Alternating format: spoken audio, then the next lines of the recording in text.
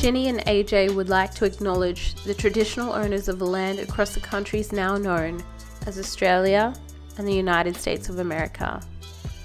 These lands that were never ceded but violently stolen from the oldest living cultures and civilization on this planet. We would also like to pay our respects to the elders past, present, and emerging, for they hold the memories, traditions, culture, and hopes of a brighter future for us all. It's also important that we acknowledge the Gumaroi, Barkinji, Lachi Lachi, Birigubba, and Waka Waka ancestors and elders of our bloodlines, whose shoulders we stand on. Without them, we do not exist. It's through them that we carry our pride, strength, and resiliency. We must always remember that under this concrete and asphalt, these countries were and always will be on traditional Aboriginal, Australian, and Native American land.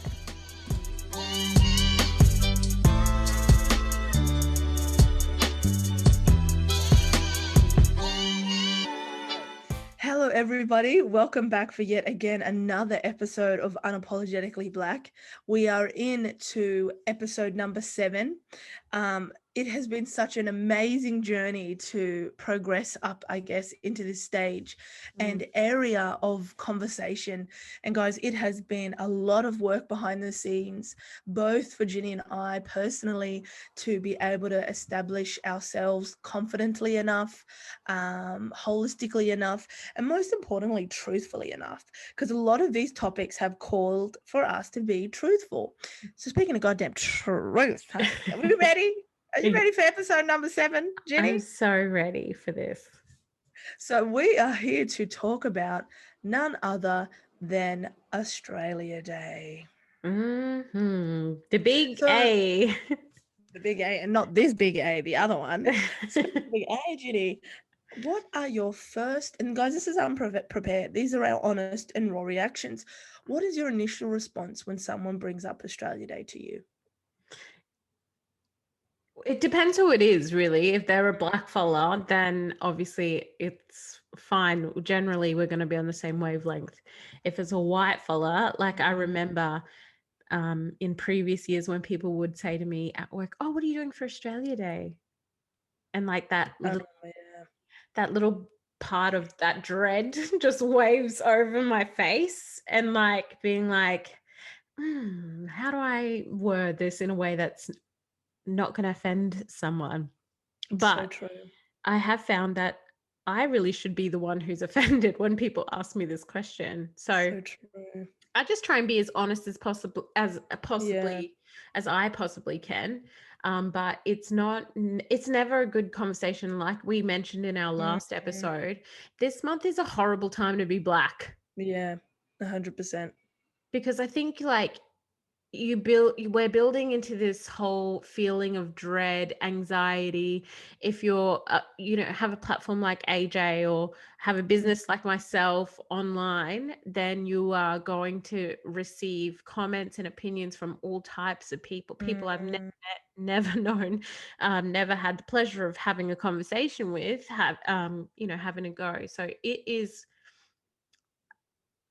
I'm full of anxiety about it, to be honest. And I can't wait to get to a point where I feel more confident in that. 100%. I'm really excited to have this conversation with you because I know that you've been having lots of conversations about Australia Day. I'm a bit of an expert at this point, guys. Right. AJ has a workshop that she's been doing and working on for how long now have you been working that? We've been running it for the last 2 weeks, and I have exciting news, guys. So if any of you are listening to this and you're interested in getting involved, I'm opening a second session of Deconstructing Australia Day. So tickets will be available once this episode drops. So if you're really intrigued with what we're talking about today, if you're really interested and you want to know more, get at me in my inbox about getting involved with Deconstructing Australia Day.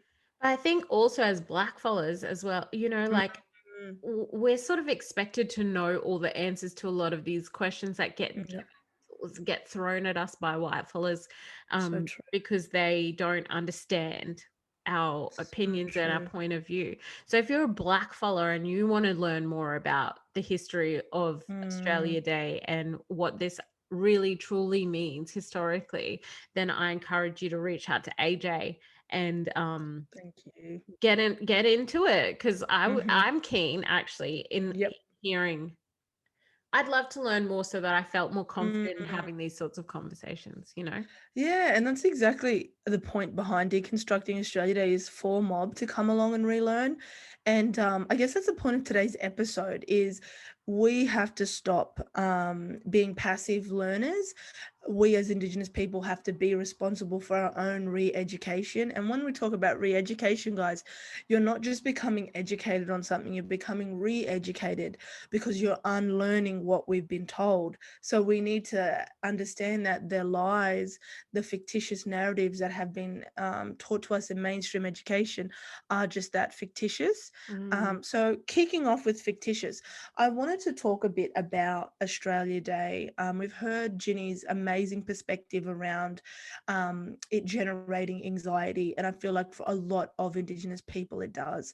And I would like to say that is obviously from trauma, but also, guys, I feel like it is just such a loaded conversation. It is Mm, so problematic on so many different ways. mm. Now, one of these major ways, guys, is the first fleet did not arrive on January 26th. Mind blown. Mind They blown. actually arrived on January 20th.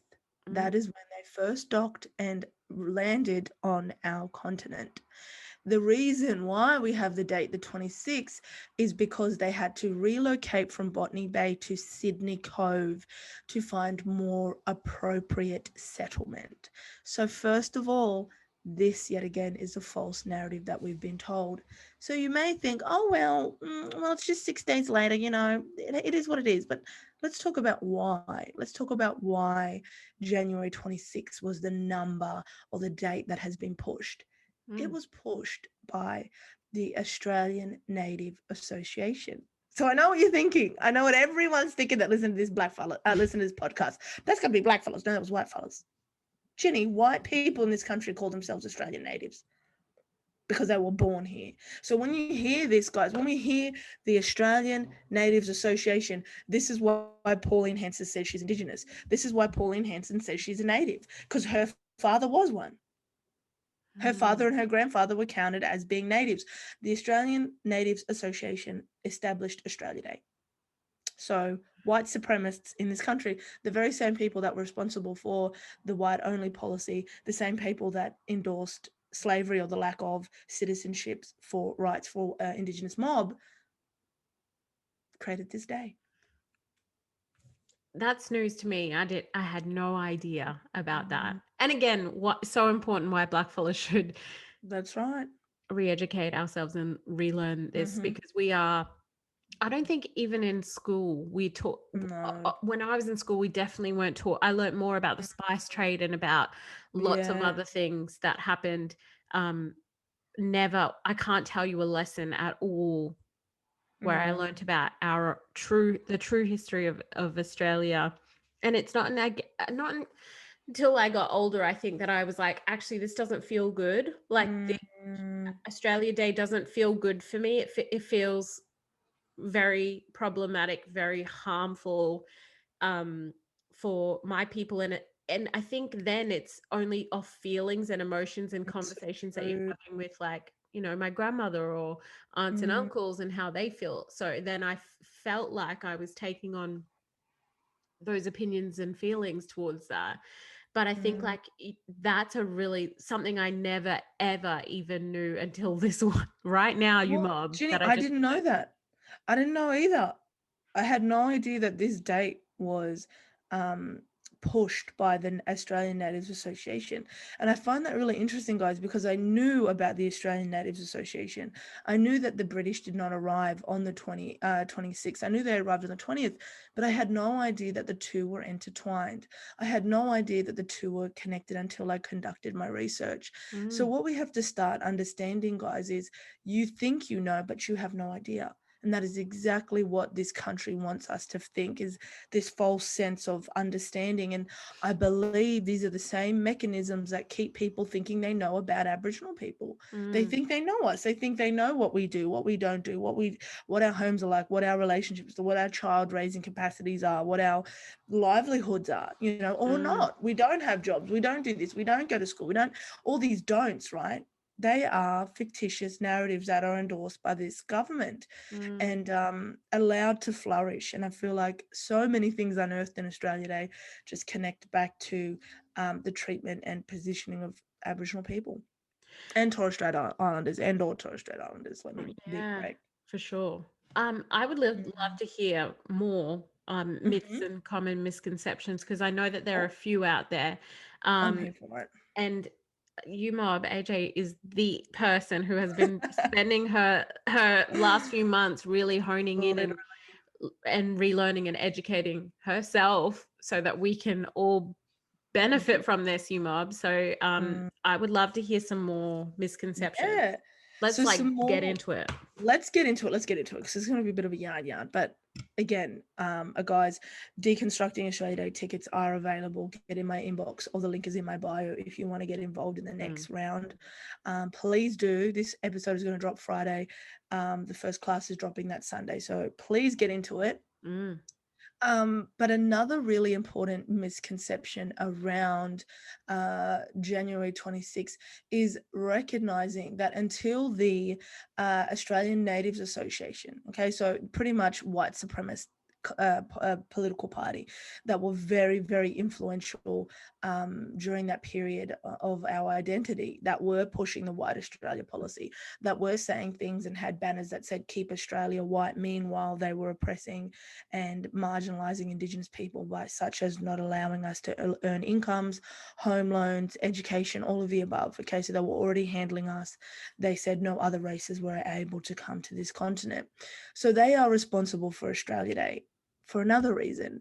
So before they came about, Australia Day was celebrated on different dates throughout our country. So settlement was celebrated specifically in each state that date that was obviously representative of the arrival of the British in these specific areas. It wasn't, they didn't even have a certain names. Some was like Settlement Day. Some had another name, like I believe Arrival Day. They all had their own days. They all had their own dates. They all had their own dates, but also, guys, they also had their own specific number of years of colonization. So New South Wales, they may have been here for 25 years, but they may have only been in Western Australia for 4. Okay, guys, so we have to understand it was completely different. Our nation was not a nation. It was states, it was territories, and it was Tasmania. Not until the Australian Natives Association came in and said, we have to keep this country white. Okay, we have to be strong against the external factors or external parties that maybe trying to get involved or getting into our little white continent. The only way we're going to combat that is by joining forces. And that is exactly what they did. And their big step of unification was Australia Day, a day to celebrate being white.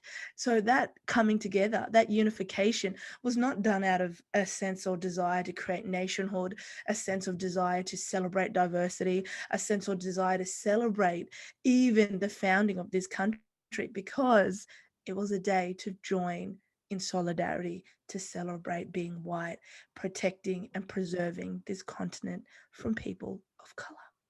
So, Yumab, I think there's 2 important points that just listening to you, AJ, I was like, okay, so when someone says to me, and I get these comments all the time, this is tradition. We've always celebrated this day. It's always been Australia Day on the 26th of January. No, that's not the truth. As AJ has said, no, it was different for different states and different names, right? It's different names for that particular day.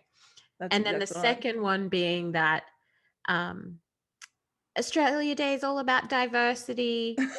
Australia Day is about celebrating all different types of people living in this country. You know it was built on white supremacy. Literally. White policy is why Australia Day exists. And another interesting fact, guys, is the Australia Day was like kind of a concept. People would come together and celebrate and do whatever they did, but it was not a public holiday until 1994. So there was no public holiday.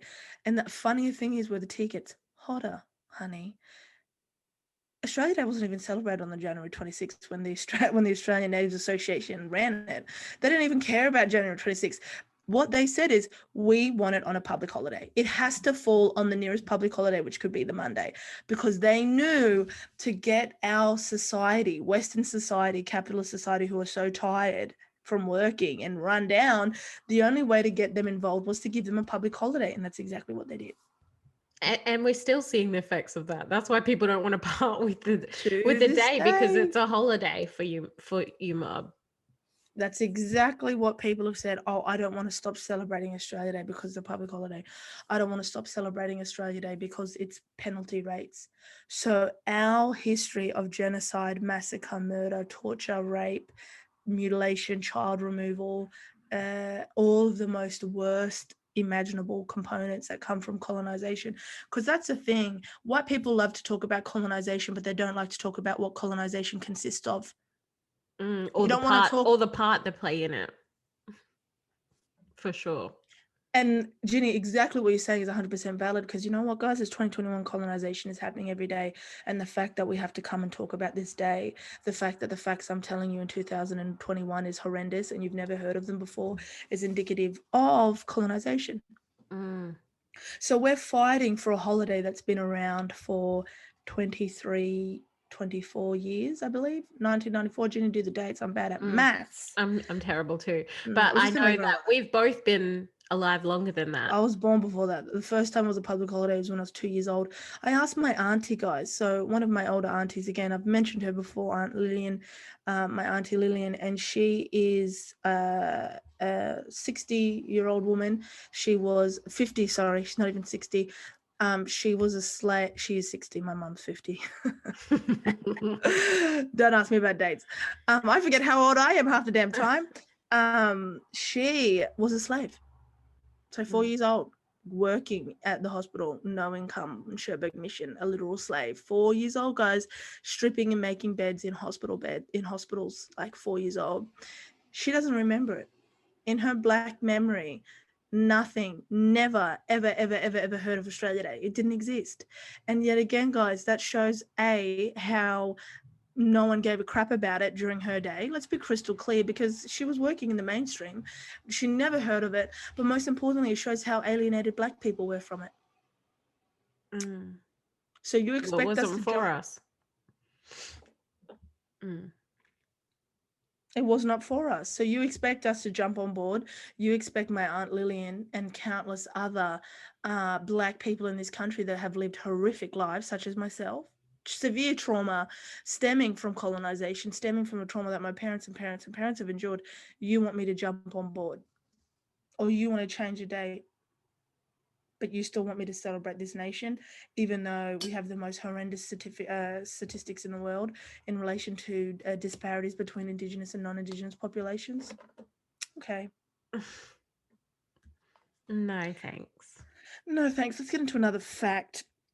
So we're going to move past the Native Association, and what we're going to move into is the Day of Mourning. So another really important point in my project and the Day of Mourning is understanding that there has always been strategic decisions and strategic movements by Indigenous people responding to Australia Day. This is not something new. Okay, Black people in this country having an issue with Australia Day is not something new. Now, the official day of mourning was in 1938, and this was a collective or a small group of Indigenous people that wanted to publicly protest, and of course protest peacefully, because at the end of the day, guys, we are a peaceful people. And that is another lie that you've been told. Mainstream society has been told about Indigenous people, is that we are savages, that we are animals, that we are brutes, we have no civilization, when in fact that was the British. Okay, so they came together in 1938 to recognize the struggle that they were enduring for the last 150 years, and they wanted to draw attention to their issues that they were facing. So one of their biggest push was fighting for citizens' rights, but also fighting for equality, because they were greatly discriminated against, such as trying to get adequate healthcare, education, and housing, much to what we're fighting for over 100 years later. So, not 100 years later, I'm being dramatic. I can't do timelines. Oh, Lordy.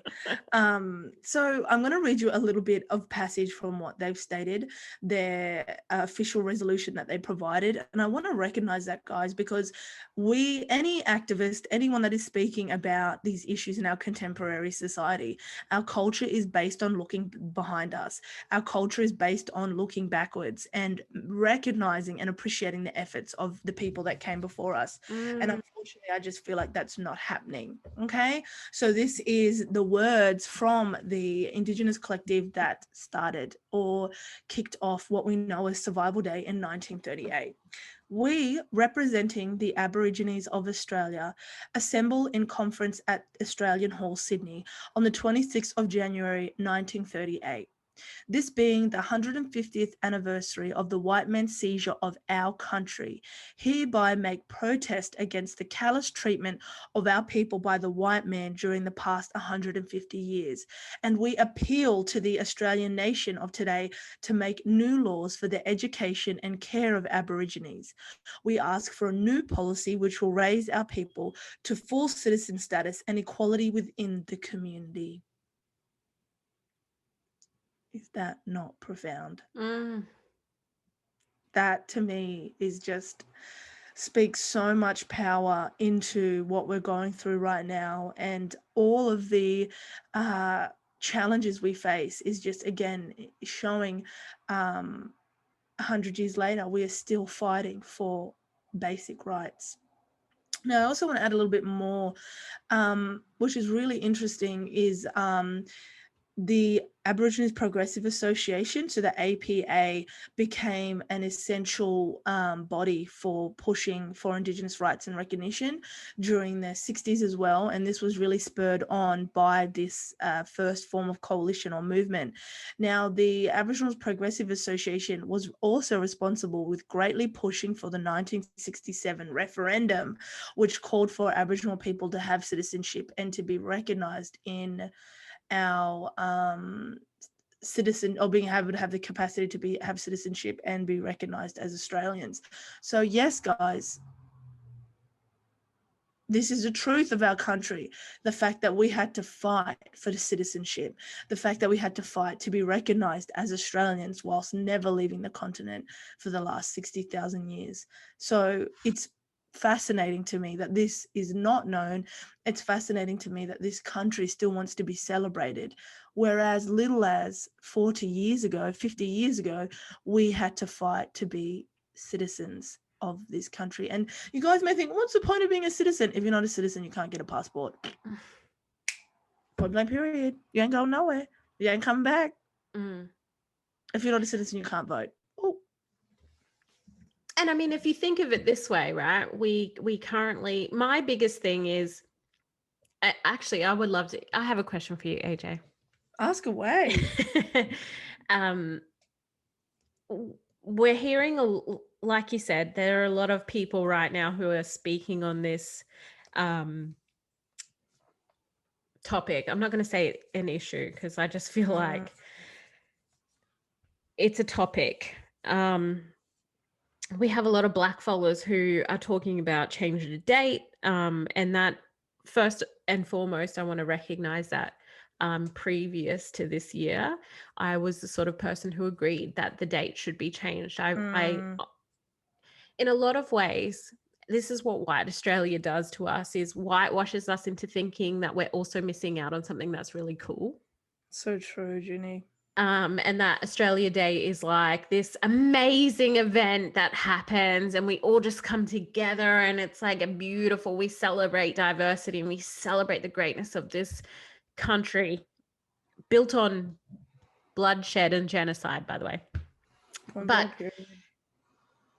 so I'm not going to diss anyone who still stands for change the date, but I think that again, like you'd said, AJ, it's really about re-educating and learning about the true history that you, and the stuff that you've mentioned that really is like, what is there to celebrate at all? We don't have a treaty. We're continuously, we're every day experiencing the effects of colonization. We're not included in this country in a way that feels genuine and authentic. We are not young and free. We are not one and free. No. So I know that you Abolish the Date. Mm-hmm. And I'd love to hear from your experience and your perspective why, because I just think you have this way with words too, in a Thank way you, that sis. allows us to really sort of identify what's really happening here, what's happening. what the elephant in the room. Yeah. Yeah, I'd love to 100%. hear your point of view on abolish the date versus change the date. Thank you, Ginny. And again, guys, I love what you just said, Ginny, with people getting in this lie, you know, because we are taught lies. You know, it does not matter what your skin color is. It doesn't matter what area you might be in the biggest, blackest Aboriginal community. You know, you might be in the Torres Straits, or you might be in the Southern Shire. Wherever you're living, you are being told a fictitious narrative, irregardless of what your lineage is, because this country is lying, this government is lying, our institutions are lying, because they have to lie to upkeep white supremacy. You may think, oh my God, you're being so extra, oh my God, white supremacy is so loaded. Yeah, you bet it's loaded, but so is the horrendous child removal rates that are happening within Indigenous communities and Indigenous families. Indigenous families are losing their children for the same circumstances that non-Indigenous families are not having their children removed. Sink that in. Indigenous people are going to prison, are being incarcerated for the exact same reason that non-Indigenous people aren't, that are going home. Indigenous people are not being able to apply for bond or have bond applied by a magistrate for the exact same reason that non-Indigenous people are getting bond.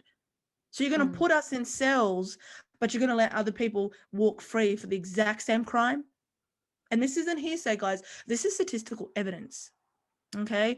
And you may think, what does this have to do with change the date? It has everything to do with it. Because if we become coherent, if we become complacent, if we support this notion of changing the date, our Prime Minister just changed the lyric of our anthem. He just signed off on it. But he won't recognize the conversation that is happening around change the date debate. He won't even look at it. So we're going to beg, we're going to fight, we're going to push for changing the debate. Why? Who is that benefiting? Who is changing the date benefiting? It's not going to benefit these Indigenous people in the 1938 day of mourning. It's not going to benefit them. It's not going to benefit the people that fought for the 1960 referendum. It's not going to fight for the people. It's not going to support the people that were a part of the Black Power movement. Yeah, Australia had a Black Power movement. Yep. Malcolm X came to it. Yeah. Or the tent embassies. Changing the date is symbolism, like reconciliation is, like unfortunately the apology Kevin Rudd provided. It is all symbolism. Enough is enough. We cannot let this country continuously celebrate its sense of identity, its sense of nationhood while we are dying. You know what I thought was really interesting about the Prime Minister changing that one lyric of the anthem? There's a few things, you know, I sort of sat back and listened to lots of different opinions about that particular situation, because I don't even know what the fuck to call it, to be honest. It is a situation, let's be real. A situation is, one, how quickly they can change the anthem. Scary. Because before this even happened, that people will have you believe that this was never gonna happen. not even a thing that could happen. How quickly he was able to change the lyrics of the anthem. Two, how little blackfellas were involved in the changing of that anthem.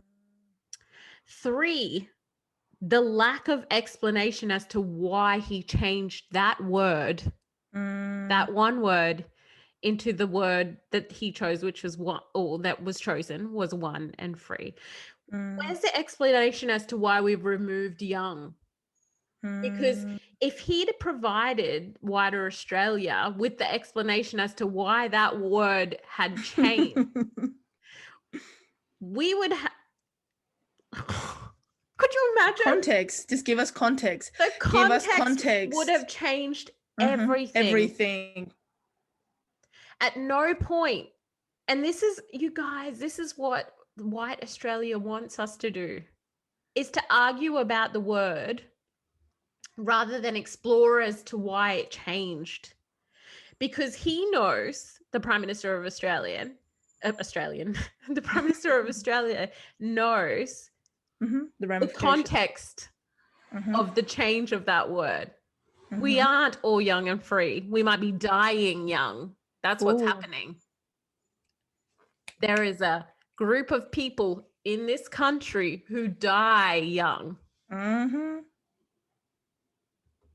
There is a group of people in this country who are only ever young. The context of the reason as to why that lyric changed would have been so profound for a wider Australia. It would have, one, proved that there is an issue in disparity of Indigenous people to non-Indigenous people in this country. But instead, the media focuses on the change of the word and how great it was. And now it includes everyone. It doesn't fix the problem. It sweeps it under the rug. Now we just pretend that people aren't dying young. Now we just go on and say, but at least we're 1 and free. You mob. This government, these people will have you tripping over things that facades, smokes and mirrors all the way around, instead of actually giving you the context, instead of actually telling you the truth as to where this came from. I was so, it took me a minute, because I was like, yeah, this is really messed up. Like everyone else, I was like, this doesn't make sense, and it still doesn't represent us. Guess what? They can change the anthem, you are. I didn't even know that was a thing. We're told that it's tradition, it's always been, and that's how it always will be. Well, we know that's not true now. But yeah, it was so profound for me, AJ, thinking and sitting with that and just going, oh, holy shit. And the conversation that was happening, guys, because everyone was kind of saying, it says young, but we've been here for 60,000 years. It says young because we've been here for 60,000 years. Now it says young. Now it doesn't say young. There's no recognition of our 60,000 years. Now we're just 1, because you're making our connection to this country be equivalent to your 200 and some change years connection to here. We've been here for 1,600 generations. You've been here for 7. And you've been celebrating Australia Day for what, 4? And I'm talking Australia Day as in when the Australian Native Association was around, their days, each had their own date. If you're in Western Australia, you've only been celebrating it for what, for 3? It's disgusting. And the fact that Indigenous people, I'm going to say it quite crystal clear because you guys know me, the fact that Indigenous people are encouraging their audience, that are encouraging their communities that follow them, white, black, anything in between, right? The fact that they're encouraging them to put their scope on change a date. What date do you propose? You know what the alternative? May 8th for mate. That's the that is the big push for Australia Day to be put on May 8th for mate. Australia is not my mate. Australia is my enemy. Every single waking day of my life, I am reminded that I'm nothing. And I've talked about this in one of my lives. Every single day, I'm worthless. If I call the police, they'll come and see me, and they get there and they realize I'm black. You best believe they don't care. They're not going to be your mate when they rock up. Point blank, period. And I think that's what, I've sort of sat back a little bit more this year in trying to make sure I have all my shit all the way together. And until then, I'm not going to speak on things that I don't have lived experience or 100%. have educated myself well enough to be able to have these sorts of conversations, which is why, I really respect you, AJ, because you Thank really you. take the time to But do sis, the work. I'm sorry, and I have to interrupt you, sis, because I think your line of thought is exactly where so many black fellas are. Because they're like, I don't know what to say. If you've gone to a Survival Day march ever in your life, you are Abolish Australia Day. You just don't know it yet. If you ever waved our flag, if you don't stand behind the Australian flag and red, black, and yellow, or blue, white, and black is your color, you are Abolish Australia Day, because you are standing against what we're being told. You are standing separate from our national identity, and that is inherently black. That is inherently in opposition of Australia Day. And we have to let that wash over us. Really think about it. What flag do you identify as? Do you identify as an Australian? Have you been forced? Do people identify you as an Australian? Let's understand the impacts of that and the impacts of this entire day, because they can move it to whatever day they want. But if you are an Indigenous person in this country, you will always be separate. Whether you like it or not. Point blank period. And I think that's the thing, is that I would just encourage other black fellas, who have platforms, to not get swept up with the trend. If you really feel that way, do you, boo? That's If right. you can go to sleep at night and feel confident in what you're saying, then nothing I say or nothing AJ says is ever going to change that for you. Right. But I think, as black fellas as well, we encourage non-Indigenous Australians and non-black fellas to educate themselves. We tell them all the time, That's right. do the work, educate yourselves, make sure, do the research. Like, if we as black fellas are equipped with all the information, like AJ has done the research, then there would be a very different opinion from the majority of black fellas who have platforms right now. We would not be talking about change of date. And here's again, like, I want to say, I have been that person who has said in previous years, change the date. And I acknowledge now that it was because I hadn't educated myself. And I think as black fellas, sometimes we wait for someone to tell another black fellas to tell us. So true. And we're working on decolonizing, guys.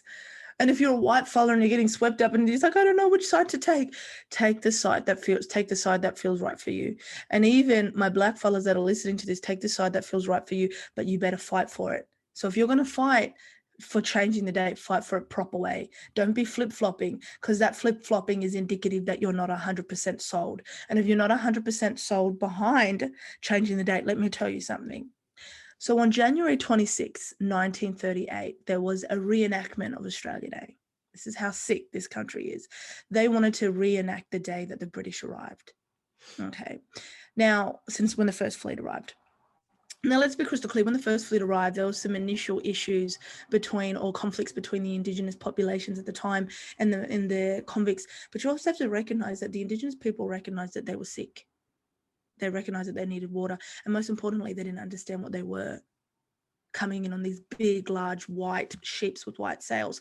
So it was not an onset clash as what we've been lied and we've been told about. Now, I'm not going to get into it because there's extensive research and conversations around what those first interactions looked like. But what I will tell you, it was not savagery. It was not the immediate conflicts that later presented. But going back to January 26, 1938, there was that recreation, there was that false narrative. Now, I just spoke to you about the 1938 protests or Day of Mourning. That very same year, a collection of Indigenous men forcibly removed from Menindee, were told if they did not perform in a reenactment, their families would starve, their families would have their rations cut. These men were picked up from Menindee. If you're not familiar, it's in far western New South Wales, about 2 hours away from where my father's is traditionally from. They were picked up and they were taken to Sydney. Whilst they were in Sydney, they were held in police barracks. They were unable to speak to other Indigenous people in Sydney. Several of the men's family members tried to get access to them as they heard that they were being held at the police station. They were then turned away. What the police or the government didn't want these men from Menindee mission to know is that their community were protesting on the outside. They didn't want them to know that they had to drag them all the way from far western New South Wales to get involved, because the local Indigenous people or Indigenous people closer to Sydney knew that this protest was coming of the day of mourning. So when they did this day, the men many were illiterate, so they could not read or write. They were forced into signing documents, things of that nature. But let's take it back a notch. When their wives, their communities, their children saw their fathers being dragged away for a recreation of Australia Day, they thought that they were going away to be massacred. They began mourning in traditional process. They began grieving. They began crying hysterically as they drove away. The men, as well as their families that were left behind, had no idea what was in store. So let's get into what happened. So they were required to perform traditional dances. Now, these men were very based in culture and language. They had specific ceremony and dances that they all knew. But the Australian government that was running the day had a actor who was a lead role in the reenactment. This actor was not from the nations that these men were. He had no idea of the language or the dances. This caused a big stir for the men. They did not want to dance. They could not disrespect their culture. They just refused, yet again refused. We are not doing it with this man. He has not gone through law. He does not know our language. We cannot do this.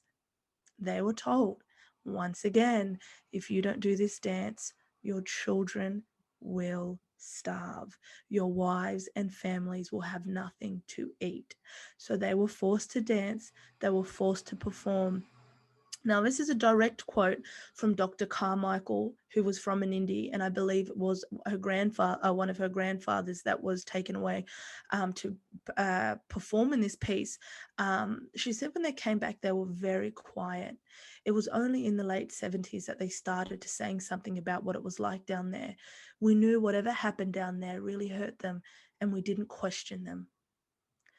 So guys, if this reenactment and this trauma that this community endured and still lives through the children to this day from this community, and their forced participation in this act or this performance is not justification for abolishing this day, I don't know what is.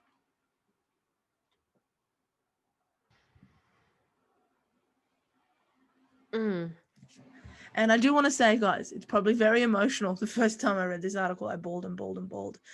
We need to hear it. We need to hear these stories. We need to know what happened. And we need to know the exact day of this reenactment. The day of mourning was being constructed. And that is strategic. That is white supremacy. And that is genocide in our society and what we like to call contemporary Australia.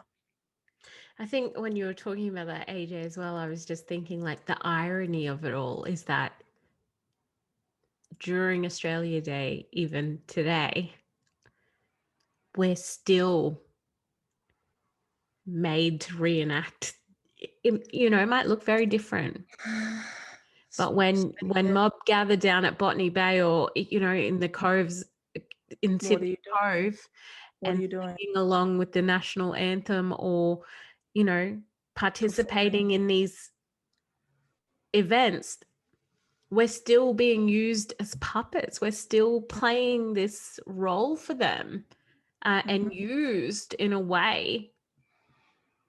It's heartbreaking when I think about it. It's very heartbreaking. It's heartbreaking. And could you imagine, and this is going to might be a bit controversial, and look, we might have to cut this from this. Just say it. Just thinking imagine if they got Jewish people to reenact the Holocaust. 100%, Ginny. 100%. The fact that it even just came out of my mouth right now makes me feel horrible. That's right. Why aren't people seeing this history and what's happened and taking it as seriously as people do these horrific? I can't understand it. No. I can't understand. Where is the empathy? Where is the heart? You know, I can't. No.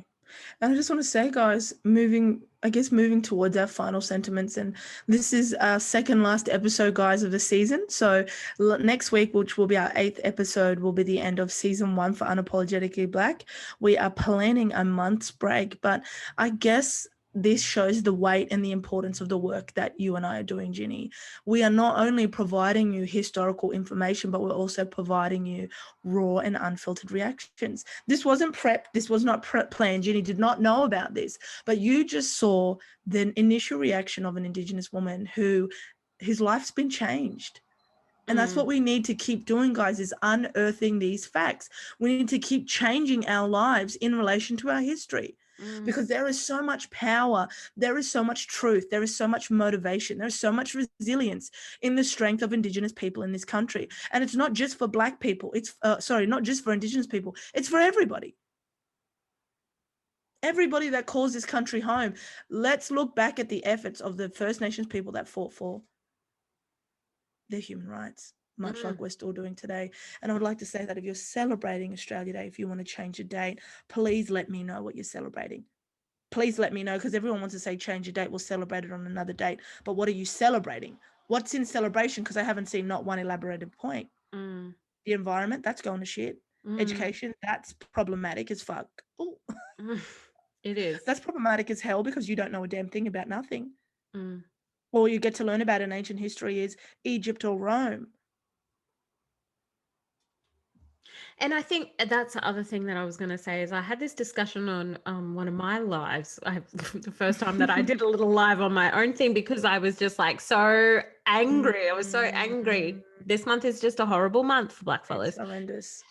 I got so upset, but I got a message on my Instagram that said, like, how dare you preach hate? Because I oppose Australia Day, obviously. By existing, I oppose. Period. But I got a message from someone who reached out and said that she was disgusted, and that in my response, and that I preach hate because I oppose, but also that her husband is not from Australia, and he fled his war-torn country and to get to Australia and call Australia home. And that obviously is important for him, a huge journey for him, and a huge journey, right? Which again, like, I still can't quite understand, because he was one of the lucky ones. For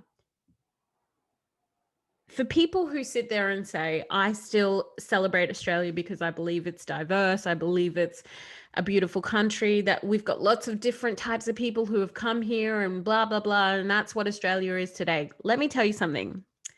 There is an island. Actually, there's not just an island. There's a few places around the country that are holding captive asylum seekers. The same people who are fleeing their war-torn countries. It's our very country, the country that celebrates diversity, holding them captive, separating them from their children and their families, keeping them for years and years and years on end in inhumane environments. We are not young and free. We are not one and free. Those of us who are lucky enough, and when I say those of us who are lucky enough, I'm talking about Blackfellas who have been able to move through the world and not be prejudiced, experience life as a darker skinned, white passing blackfella. I'm talking about those of us who have fled war-torn countries and made it to Australia and now live a great life and are very grateful, and I understand that. But we are not all free. No. No. We still have ridiculous amounts at the statistics. Look at the statistics. It'll tell you just how free we are. Mm. I don't, even if I was not a black fella, even if I was a white fella, I would like to think that I wouldn't celebrate a day that we still are Mm. so far behind. It's horrendous. This is happening. And like you said, no other country. In India, they celebrate, and Pakistan, they don't celebrate the day the British arrived. They celebrate their independence. Independence, yeah.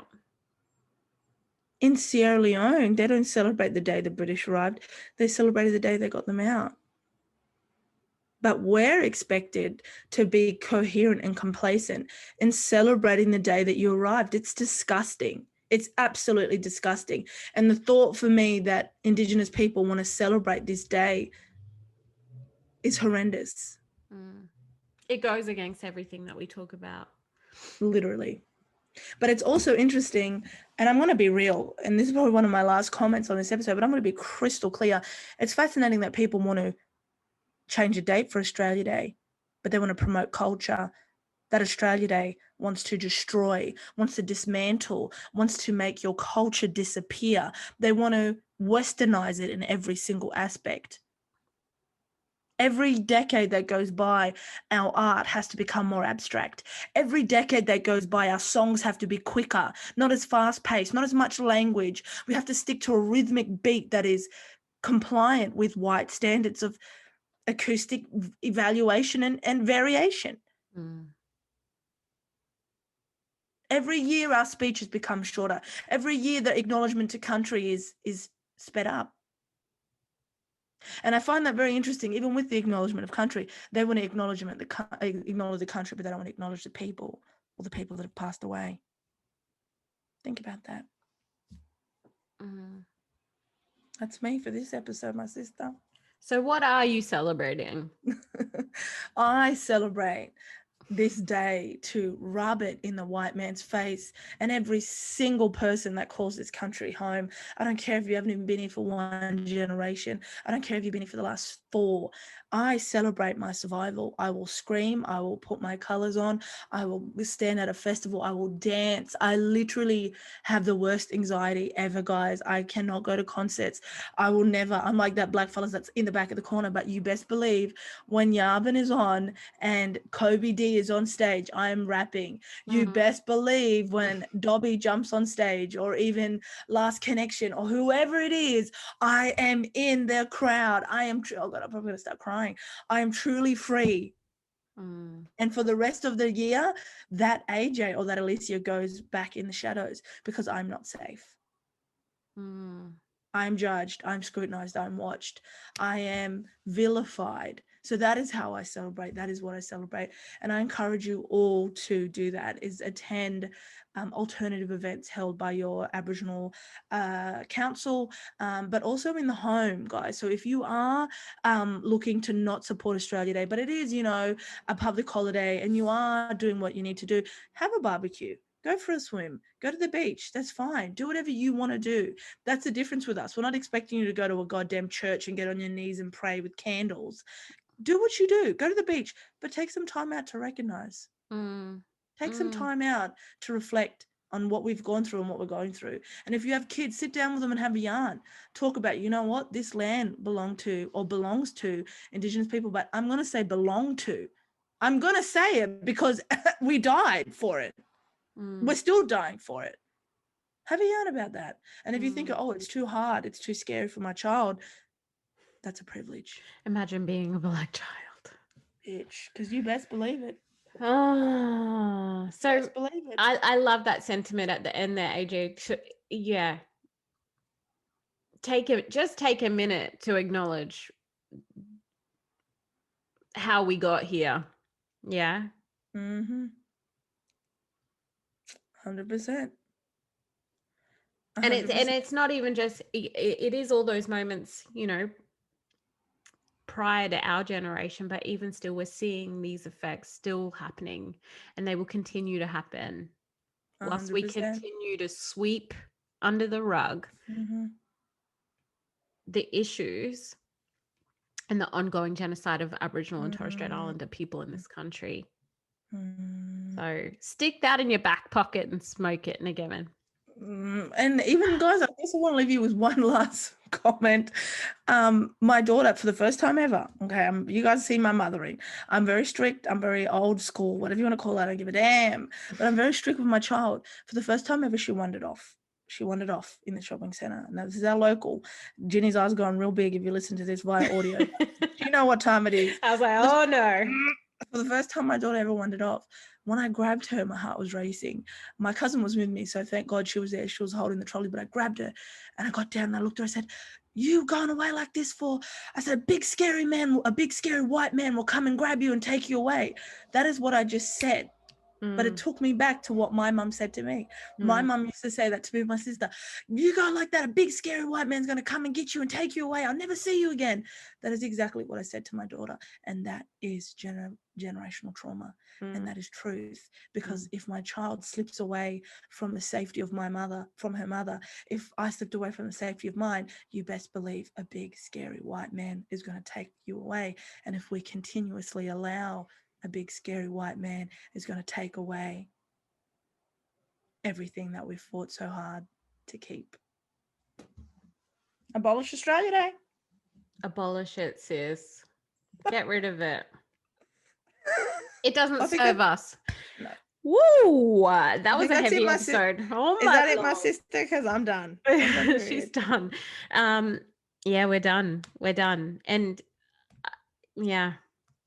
So let's talk about merch now. Tell these fellas about good news now. On something lighter, let's get into it. We did announce a few weeks ago that we have some merch coming out. Like AJ said, we are going to go on a little hiatus. We're going to take a month off to rejuvenate and reground. You guys know, for us, you know, we have spent every week, and AJ and I have spoken pretty much every day. I've annoyed this bitch for the last I've loved it. However long.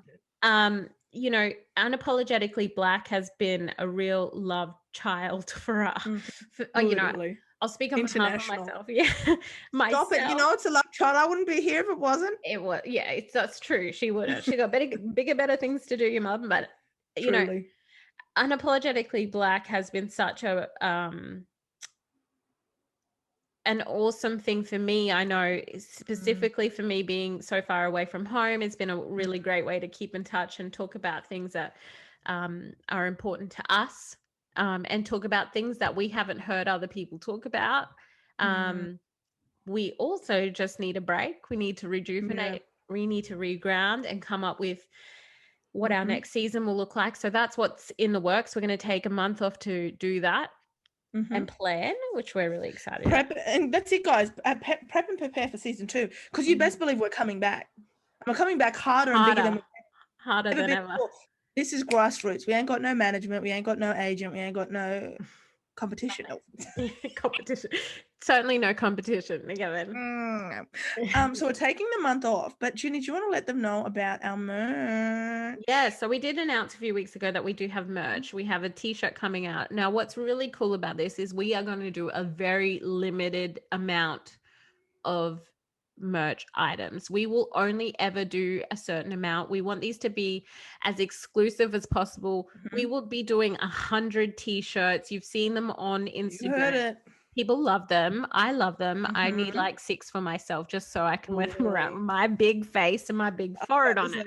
Go on then. But we will be doing 100 t-shirts only for sale. And once they're gone, that's it. We will not restock. So limited edition, guys. Limited. It's not going to come back like, oh, well, so many of you wanted it. No, we're moving on to the next t-shirt. And it's real. And you know what I love about that as well is that it's real blackfella ways. You know, we're not here for a long time, but also we're not about to ruin the whole planet for, you know, something.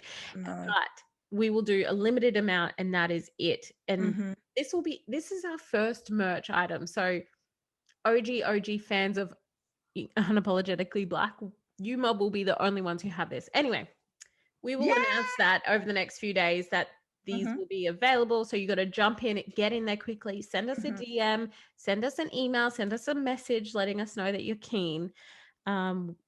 But we will be posting more and more about it. And then we will have next week's episode.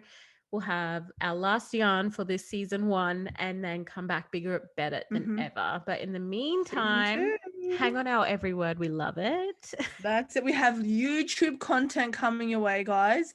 Talking to you about lived experience, story times, what does it mean to be unapologetically Black, exclusive photos coming to Instagram, just giving you guys more insight into our own lives. We want to put photos up of our childhood, just exciting little memories to share with you guys to, again, give you more of an insight to who we are as women. And that's what's going to be happening on YouTube and Instagram. So stay tuned. There's going to be more lives coming.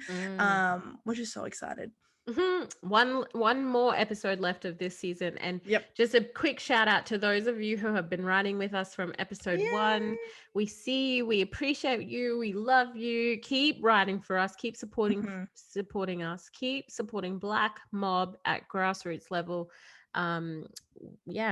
We'll be back next week with a new episode of Unapologetically Black. Bye, guys. Bye. Thanks for joining us on another episode of Unapologetically Black. Be sure to follow us on our Instagram at Unapologetically Black.